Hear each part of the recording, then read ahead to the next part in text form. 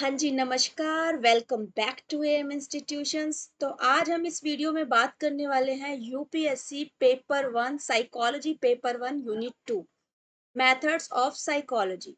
So this side Meenakshi a professional educator and मेरा mission है आपकी यूपीएससी जर्नी को इजी, अंडरस्टैंडेबल एंड इंस्पायरिंग बनाना। तो चलिए स्टार्ट करते हैं। तो इस वीडियो में हम बात करेंगे मेथड्स ऑफ साइकोलॉजी की। सारे साइकोलॉजिकल मेथड्स देखेंगे एंड मिसलेनियस टॉपिक्स भी कुछ देखेंगे इसमें हम। तो सबसे पहले व्हाट आर साइकोलॉजिकल मेथड्स। ठीक है जी। साइकोलॉजिकल मेथड्स होते क्या हैं? Psychological methods are systematic approaches to study human behaviour and mental processes. तो ये एक सिस्टमैटिक अप्रोच होती है। इन मेथड्स के थ्रू हम ह्यूमन के बिहेवियर को एंड मेंटल प्रोसेस को स्टडी करते हैं। Clear? Behaviour and mental process को। जैसे बिहेवियर में मान लो आपका हाथ कहीं गर्म चीज पे लग गया तो आप अचानक से हाथ हटा लेते हो, तो इससे आपका बिहेवियर पता लगा। और मेंटल प्रोसेस, जैसे आपको किसी प्रॉब्लम को सॉल्व करना हो तो आप सोच समझ के आप प्रॉब्लम को पूरे लॉजिक के साथ पूरे माइंड को लगा के आप प्रॉब्लम सॉल्व करते हो, तो वो आपका एक मेंटल प्रोसेस हो गया। तो इनकी स्टडी करने के लिए हम सिस्टमैटिक अप्रोच जो यूज करते हैं, उन सिस्टमैटिक अप्रोचेस को हम साइकोलॉजिकल मेथड्स बोलते हैं। ये किस में हेल्प करते हैं? Psychological method in collecting reliable, valid and objective data. Data collect करते हैं और वो डेटा कैसा होता है? रिलायबल होता है, वैलिड होता है एंड ऑब्जेक्टिव होता है। ये कुछ की टर्म्स हैं, ये आपको ध्यान में रखनी है। इन्हीं से आपके आंसर राइटिंग में मार्क्स गेन होते हैं। ठीक है, तो कुछ की टर्म्स आप माइंड में ध्यान में रखें तो ज्यादा आपके आंसर राइटिंग के लिए बेटर होगा। ठीक है जी। Different method suit different types of studies and settings. तो डिफरेंट टाइप की स्टडीज और सेटिंग्स के लिए हम डिफरेंट डिफरेंट मेथड्स का यूज करते हैं। क्लियर है जी। नेक्स्ट हम बात करें अगर इंट्रोस्पेक्शन मेथड का।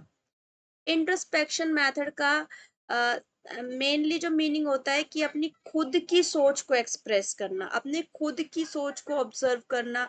जो भी हम खुद सोच रहे हैं उसका विश्लेषण करना, मतलब खुद से रिलेटेड होता है ये इंट्रोस्पेक्शन मेथड। या जी, इंट्रोस्पेक्शन मेथड कहने का मतलब है कि आत्मनिरीक्षण विधि हम इसको बोलते हैं। मतलब खुद का ही हम निरीक्षण कर रहे हैं, एनालाइज कर रहे हैं, खुद की कमियों को पता लगा रहे हैं, विश्लेषण कर रहे हैं।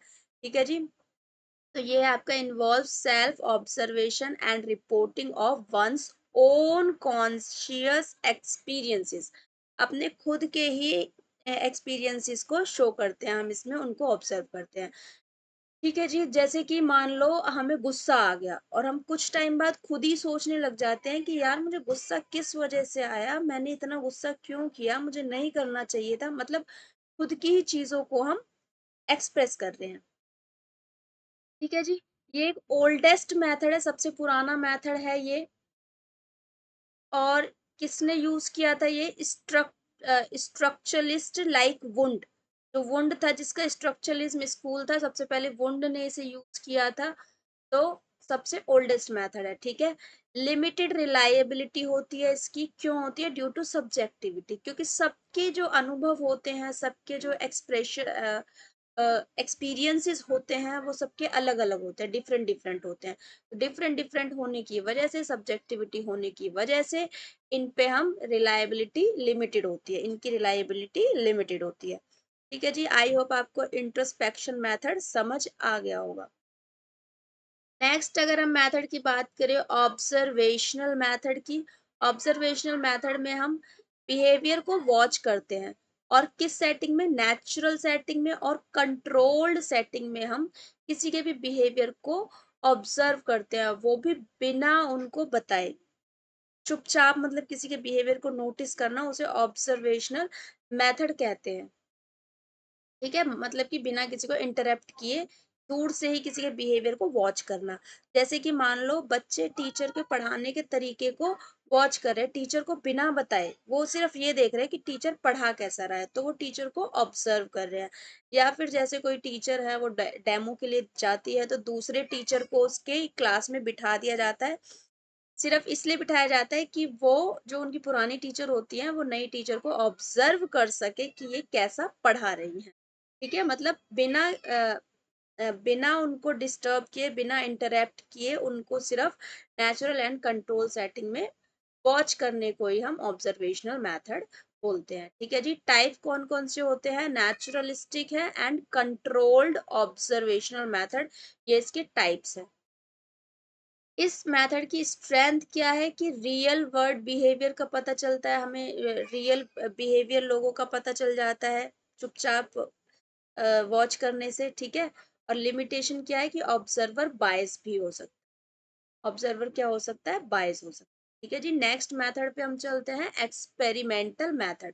तो एक्सपेरिमेंटल मेथड में ध्यान रखेंगे, इंपॉर्टेंट मेथड है, establishes cause effect relationship between variables। Variable के बीच में, वेरिएबल्स के बीच में कॉज इफेक्ट रिलेशनशिप इस्टेब्लिश की जाती है। Involves independent and dependent variable इसमें इन्वॉल्व होते हैं। कंट्रोल्ड होता है ये, कंट्रोल्ड ग्रुप, एंड रैंडमली कोई भी हम असाइनमेंट चूज कर लेते हैं, रैंडमली किसी भी चीज पे हम, मतलब रैंडमली कोई भी ऑब्जेक्ट उठा के उन पे एक्सपेरिमेंट कर सकते हैं, और बार बार हम एक्सपेरिमेंटल मेथड में बार बार एक्सपेरिमेंट्स किया जा सकता है। ठीक है जी, हाईली साइंटिफिक है ये मेथड, क्योंकि एक्सपेरिमेंट आपने साइंस में पढ़े होंगे, तो हाईली साइंटिफिक मेथड माना जाता है ये, बट आर्टिफिशियल सेटिंग होती है इसमें, ओरिजिनल रियल वर्ल्ड सेटिंग नहीं होती, आर्टिफिशियल सेटिंग होती है, जो कि मे अफेक्ट बिहेवियर, जो बिहेवियर को अफेक्ट कर सकती है।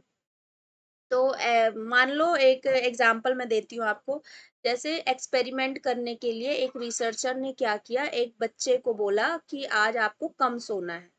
ठीक है, फिर नेक्स्ट डे उसकी मेमोरी को उन्होंने एनालाइज किया कि क्या इनकी मेमोरी में कोई डिफेक्ट तो नहीं आया, क्या याददाश्त कमजोर तो नहीं हो गई है। ठीक है जी, अगले दिन फिर उन्होंने यही बात बोली, मतलब मैंने बताया बार बार किया जा सकता है ये मेथड, सेम चीज बार बार दोहराई जा सकती है। ठीक है जी, तो अगले दिन फिर बोला गया कि कम नींद लेनी है, ऐसे धीरे धीरे करके 5-6 बार उन्होंने ऐसा बोला, तो इससे उसकी मेमोरी पर अफेक्ट पड़ा। तो इससे ये प्रूफ हो गया एक्सपेरिमेंट करने से कि कम स्लीप लेने से हमारी मेमोरी अफेक्ट होती है। ठीक है जी, तो ये एक्सपेरिमेंट मेथड का एक एग्जाम्पल हो गया। ये मेन पॉइंट था, ये बिल्कुल कंट्रोल्ड होता है, ये वर्ड याद रखना है आपको, कंट्रोल्ड मैनर में होता है ये एक्सपेरिमेंटल मेथड, और रैंडम वेरिएबल्स इसमें सिलेक्ट किए जाते हैं। ठीक है जी, नेक्स्ट अगर हम बात करें सर्वे मेथड की, तो सर्वे मेथड में डेटा को कलेक्ट किया जाता है, और ये मेन है आपका ये word, large population, large population से हम डेटा कलेक्ट करते हैं यूजिंग क्वेश्चनरीज और इंटरव्यू, क्वेश्चनरीज और इंटरव्यू करके हम डेटा कलेक्ट करते हैं। ठीक है जी, आई होप आपको क्लियर हो गया होगा। जैसे मान लो, एग्जाम्पल से समझा देती हूँ, जैसे मान लो एग्जाम हॉल में स्टूडेंट से पूछा गया है कि उन्हें सबसे ज्यादा एंजाइटी क्यों होती है, ज्यादातर स्टूडेंट से पूछा गया कि उन्हें सबसे ज्यादा या टेंशन कब होती है, एंजाइटी कब होती है, चिंता कब होती है, बहुत सारे बच्चों के साथ सर्वे किया गया। ठीक है, लार्ज पॉपुलेशन से सर्वे किया गया, तो इससे क्या पता चलता है, efficient for collecting attitudes, opinions and beliefs, सबके अलग अलग ओपिनियंस होते हैं, बिलीव्स होते हैं, एटीट्यूड्स होते हैं, सबके अलग अलग रिजल्ट निकल के आते हैं, तो सर्वे मेथड से हमें ये पता चलता है। लिमिटेशन क्या है इसकी, सोशल डिजायरेबिलिटी बायस होता है एंड लेस डेप्थ होता है, मतलब हम ज्यादा डीपली इस सर्वे मेथड से कोई भी डेटा को कलेक्ट नहीं कर पाते हैं, डीप स्टडी नहीं कर पाते हैं इस सर्वे मेथड से, क्योंकि सबके ओपिनियंस अलग अलग होते हैं। ठीक है जी, तो इसलिए लेस डेप्थ होता है। नेक्स्ट अगर हम बात करें केस स्टडी मेथड की, तो case study method in depth होता है, सर्वे मेथड में मैंने बताया डेप्थ हम स्टडी नहीं कर पाते, लेकिन case study method in depth study हम कर पाते हैं ऑफ एन इंडिविजुअल और ग्रुप ओवर टाइम। ठीक है। इन डेप्थ स्टडी कैसे कर पाते हैं, जैसे मान लो एक ही बच्चे को हमने 5-6 बार बोला है। 5-6 बार मान लो कोई भी काम करने के लिए आप बच्चे से बोल सकते हो। ठीक है। और 5-6 बार हमने सेम चीज करने के लिए बोली, और उस 5-6 बारी में हमने 5-6 बार हमने उसका ऑब्जर्व किया है। मतलब हर बार हमने उसे ऑब्जर्व किया है कि ये बच्चे का बिहेवियर कैसा है। तो हर बार उसका बिहेवियर सेम रहेगा अगर उस चीज को करने से, तो हमें उसका बिहेवियर इन डेप्थ स्टडी हम उसकी कर पाएंगे, एक ही काम अगर बार बार बच्चे से करने के लिए कहेंगे। या फिर किसी भी बच्चे में कोई डिफेक्ट आ गया है, तो उस डिफेक्ट के लिए हम उसकी केस स्टडी मेथड से स्टडी कर सकते हैं। ठीक है जी। रिच क्वालिटेटिव डेटा होता है इसमें। क्वालिटेटिव डेटा बहुत अच्छा डेटा इसमें कलेक्ट होता है, यूजफुल होता है फॉर रेयर डिसऑर्डर्स और कंडीशंस। रेयर डिसऑर्डर्स और कंडीशन के लिए यूजफुल माना जाता है। लिमिटेशन क्या है इसकी, can not generalise findings. Findings को जनरलाइज नहीं कर सकता ये मैथड। ठीक है जी। नेक्स्ट अगर हम बात करें को रिलेशनल मैथड की, तो को रिलेशनल मैथड में स्टडी की जाती है रिलेशनशिप की बिटवीन टू वेरिएबल्स।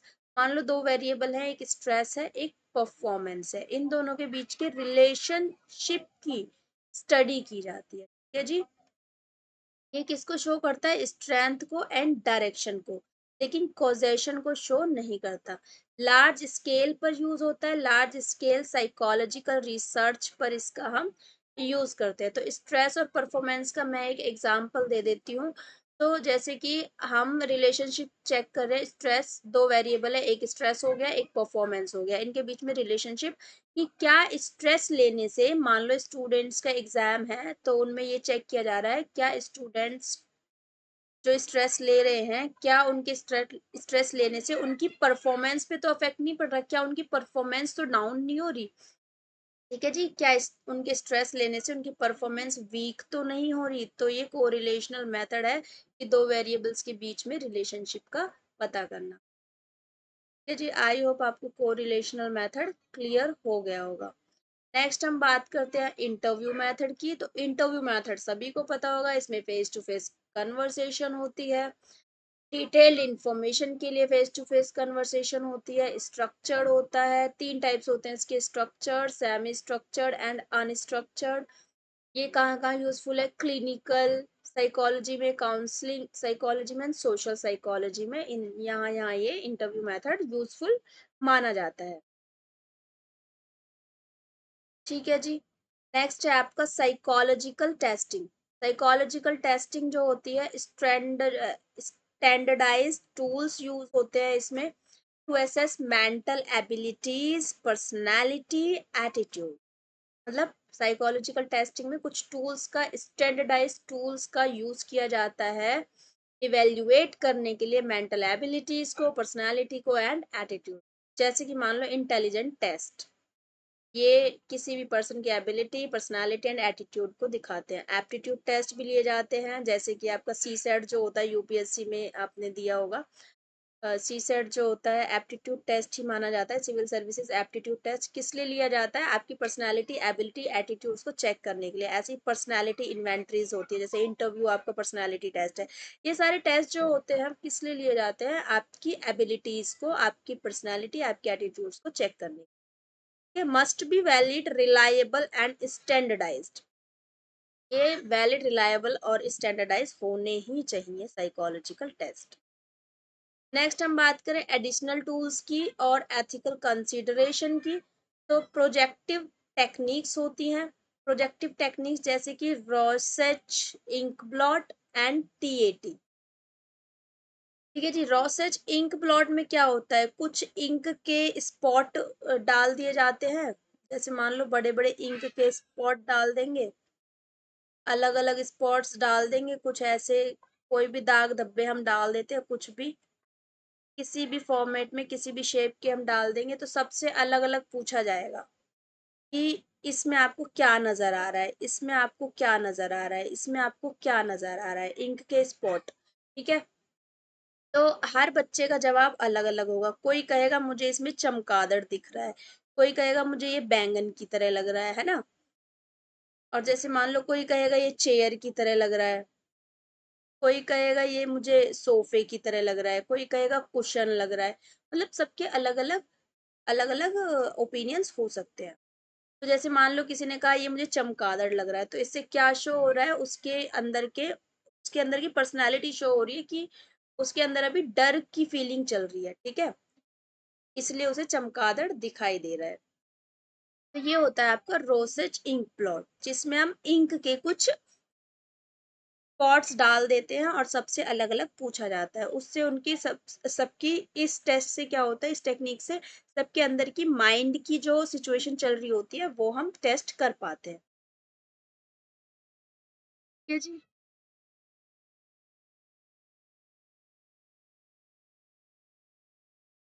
ठीक है जी। एक मिनट स्टूडेंट्स। बैटरी।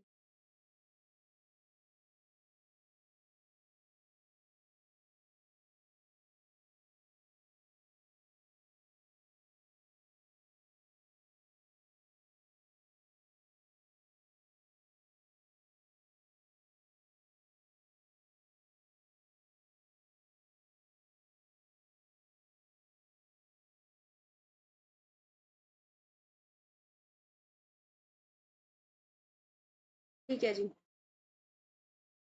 ठीक है जी, रोसेज इंक प्लॉट टेस्ट आपको समझ, टेक्निक आपको समझ आ गई।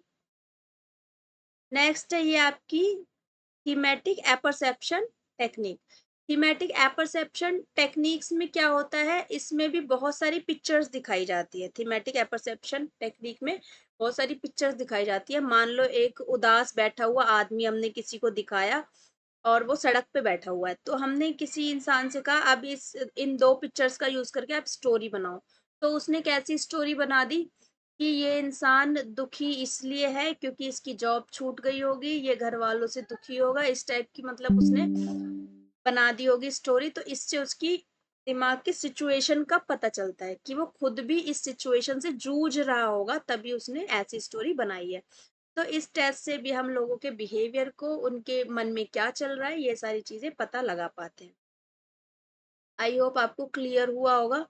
ऐसी फिजियोलॉजिकल मेजर्स का यूज भी हम ब्रेन की इमेजिंग को, हार्ट रेट को पता लगाने के लिए एंड जीएसआर को पता लगाने के लिए यूज करते हैं।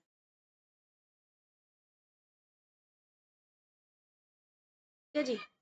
जीएसआर, अगर मैं आपको बता दूं, इससे हमें स्ट्रेस का पता चलता है। जीएसआर एक एक मशीन होती है, शायद आपने एक मूवी देखी होगी। आ, कौन सी मूवी थी वो, गॉड टू सी ग्रेट हो, आई थिंक यही मूवी थी। गॉड टू सी ग्रेट हो, जिसमें एक चेयर बनाता है वो सलमान खान, और उस चेयर पे बोलता है कि जो भी बैठेगा और जो भी वो बोलेगा, अगर सच बोल रहा होगा तो भी पता लग जाएगा, झूठ बोल रहा होगा तो भी वो पकड़ में आ जाएगा। ऐसी कुछ मशीन उसने बनाई होती है, मुझे इतना तो अभी रिमेम्बर नहीं है, बट आई थिंक वही मूवी थी। ठीक है। तो उसमें सलमान खान बैठता है तो उसके सच का और झूठ का पता चल जाता है। ठीक है जी। मतलब ये मशीन काम क्या करती है, अगर आपकी बॉडी, अगर आप झूठ बोलोगे तो आपकी बॉडी से अगर हल्का सा भी पसीना निकला तो उसको ये पकड़ लेती है, और पसीना निकलते ही पता लग जाता है कि आप झूठ बोल रहे हैं। तो ये जीएसआर वो मशीन होती है। ठीक है जी। तो इससे हम फिजियोलॉजिकल मेजर कर पाते हैं जीएसआर का यूज करके। नेक्स्ट एथिकल गाइडलाइंस की मैं बात करूँ तो informed consent, confidentiality and no harm. तो कंसेंट बिल्कुल इन्फॉर्म्ड होना चाहिए, ऐसा नहीं है कि झूठी बातें हों कंसेंट में, ये एथिकल गाइडलाइंस है। कॉन्फिडेंशियलिटी होनी चाहिए, मतलब कि आपका डेटा बिल्कुल आप श्योर होने चाहिए कि ये डाटा करेक्ट है और कोई भी नुकसान नहीं होना चाहिए।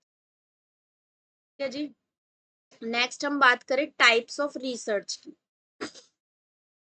तो टाइप्स ऑफ रिसर्च में पहला टाइप है डिस्क्रिप्टिव टाइप। डिस्क्रिप्टिव टाइप में हम डिस्क्राइब करते हैं कैरेक्टरिस्टिक्स ऑफ पॉपुलेशन और फिनोमिना। ठीक है। डिस्क्रिप्टिव मतलब डिस्क्राइब करना, जैसे कि सर्वे हम कर रहे हैं on study habits, study habits पे सर्वे किया जा रहा है, वो भी पूरा डिटेल में डिस्क्राइब करके। ठीक है। इवेल्युएटिव होती है, इवेल्युएशन का मतलब एसेस करना होता है। इवेल्युएटिव में हम क्या करते हैं, इवेल्युएटिव रिसर्च में एसेस करते हैं इफेक्टिवनेस ऑफ प्रोग्राम्स को। Example, impact of mental health awareness campaign. ठीक है जी, इवेल्युएटिव ये भी रिसर्च टाइप है, इसमें हम एसेस करते हैं चीज़ों को। डायग्नोस्टिक में हम चीज़ों को या प्रॉब्लम्स को आइडेंटिफाई करते हैं, प्रॉब्लम्स के रीजन को आइडेंटिफाई करते हैं। जैसे why student are stress during exam, exam के दौरान जो स्टूडेंट होते हैं वो स्ट्रेस्ड क्यों होते हैं, तो मतलब हमने प्रॉब्लम के कारण को ही आइडेंटिफाई किया डायग्नोस्टिक में। और प्रोग्नोस्टिक में क्या होता है, predicts future outcomes based on current data, current data के बेस पे हम फ्यूचर आउटकम्स को प्रिडिक्ट करते हैं। ठीक है, कि मतलब फ्यूचर में इसका क्या आउटपुट निकलने वाला है, उसकी पहले से ही हम भविष्यवाणी कर देते हैं, प्रिडिक्शन कर देते हैं। एग्जाम्पल के लिए फोरकास्टिंग डिप्रेशन रिस्क। ठीक है जी, करंट डेटा के बेस पे जैसे डिप्रेशन रिस्क की वजह से क्या क्या आगे हो सकता है, डिप्रेशन की वजह से आगे क्या क्या रिस्क हो सकते हैं, फ्यूचर की बात होती है मतलब प्रोग्नोस्टिक में। ठीक है जी, फ्यूचर आउटकम्स की बात करते हैं। नेक्स्ट, ये थे आपके types of research, I hope आपको क्लियर हो गया होगा।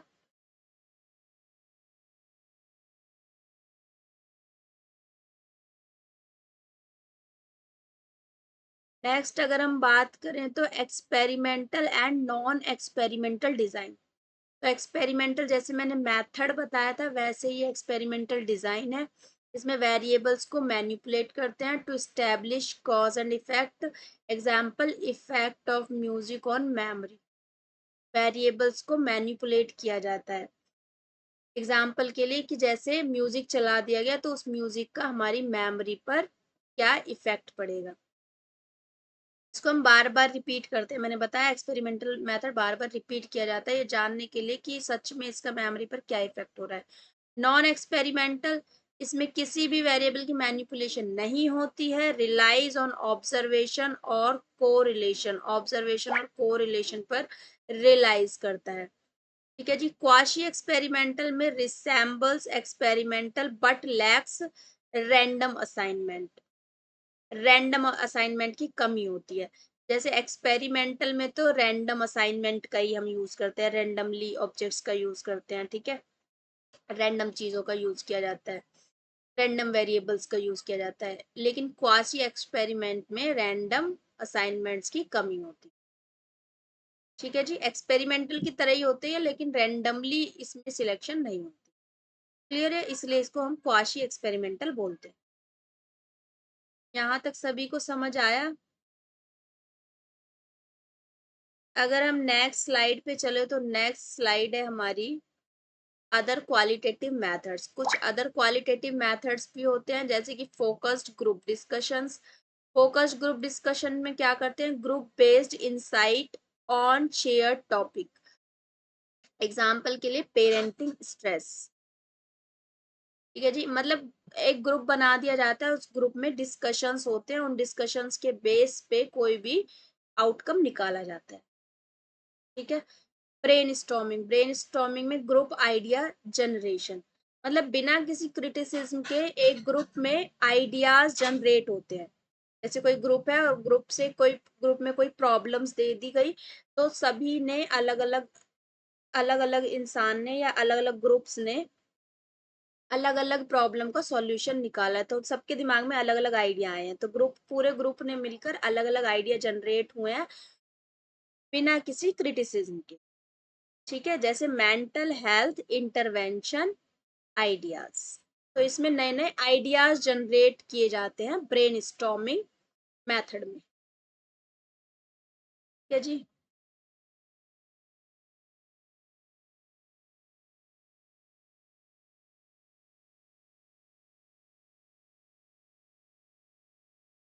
ठीक है जी। नेक्स्ट हम बात करें तो grounded theory approach. Grounded theory approach का बेसिक सा मीनिंग ये है कि हमने कोई चीज देखी, मान लो कोई रिसर्चर ने कोई चीज देखी और उसी के बेस पे एक मिथ बना दिया। जैसे आज के टाइम में जैसे कई लोगों का मिथ होता है ये कि लड़कियां जो होती हैं उन्हें मतलब घर गृहस्थी के ही काम ज्यादा पसंद होते हैं। पुराने टाइम में होते होंगे तो आजकल यही मिथ बना दिया गया है कि घर में ही रहना चाहिए लड़कियों को, घर के काम ही शोभा देते हैं, बाहर के काम लड़कियां नहीं कर सकती। तो ये एक मिथ होती है। जैसे मैं एक और एग्जांपल दूं, बेसिकली इसमें मिथ ही बनाया जाता है। एक और एग्जांपल, जैसे मान लो आप जैसे क्या बनने वाले हो, आईएएस बनने वाले हो, इंडियन एडमिनिस्ट्रेटिव सर्वेंट बनने वाले हो, लाइक, राइट, ठीक है। तो आप मान लो किसी गांव में गए और आपने उस गांव में ऑब्जर्व किया कि जो एक फादर है वो बहुत ही ज्यादा गरीब है, या आप मान लो अनएम्प्लॉयड है, बेरोजगार है, ठीक है। तो बेरोजगारी की वजह से उसका जो बच्चा होता है वो ढंग से पढ़ाई नहीं कर पा रहा, क्योंकि उसके पापा बेरोजगार है तो वो अपने बच्चे पर पैसा नहीं लगा पा रहे। तो ये एक क्या बन गया, ये सिद्धांत बन गया एक तरीके से, ये एक सिद्धांत बन गया। क्या सिद्धांत बन गया कि गरीबी की वजह से या फिर बेरोजगारी की वजह से अनपढ़ रह जाते हैं बच्चे, है ना। अगर फादर बेरोजगार है तो बच्चे अनपढ़ रह जाते हैं, तो ये एक सिद्धांत बन गया। तो आगे तक लोग इसी चीज को फॉलो करते जाएंगे कि गरीबी है तो अनपढ़ रह जाएंगे, ठीक है जी। ऐसा नहीं होता, अगर बच्चे हार्ड वर्किंग हो। स्कॉलरशिप्स भी आजकल प्रोवाइड होती हैं, बहुत सारी चीजें, बहुत सारे तरीके होते हैं आगे बढ़ने के, ठीक है जी। तो इस ग्राउंडेड थ्योरी अप्रोच का यही मतलब है कि building theory from qualitative data, qualitative data का यूज करके कोई भी थ्योरी बिल्ड की जाती है, मतलब कोई भी नया सिद्धांत बना दिया जाता है। एग्जाम्पल के लिए एक और एग्जाम्पल यहाँ पे दे रखा है, studying anxiety in college students, college students में एंजाइटी को स्टडी करना, ठीक है, और उस एंजाइटी के बेस पे ही एक थ्योरी बना देना। आई होप आपको ग्राउंडेड थ्योरी अप्रोच समझ आ गई होगी। ये मैं धीरे धीरे इसलिए बोल रही हूँ क्योंकि मैं रियल लाइफ एग्जांपल्स दे रही हूँ, मुझे सोच सोच के बोलना पड़ रहा है। तो आप अपनी मर्जी से कोई भी रियल लाइफ एग्जांपल्स बना सकते हो, जैसे मैंने पिता की गरीबी का एग्जांपल दिया है। कोई भी एग्जांपल जिससे कि कोई भी एक सिद्धांत निकल के आ जाए, कोई भी ऐसा डेटा जिससे कि एक थ्योरी बिल्ड हो जाए, उसे ही हम ग्राउंडेड थ्योरी अप्रोच कहते हैं। आई होप आपको ये सारी टर्म्स समझ आई होंगी। नेक्स्ट अगर हम बात करें, ये लास्ट हमारी स्लाइड थी।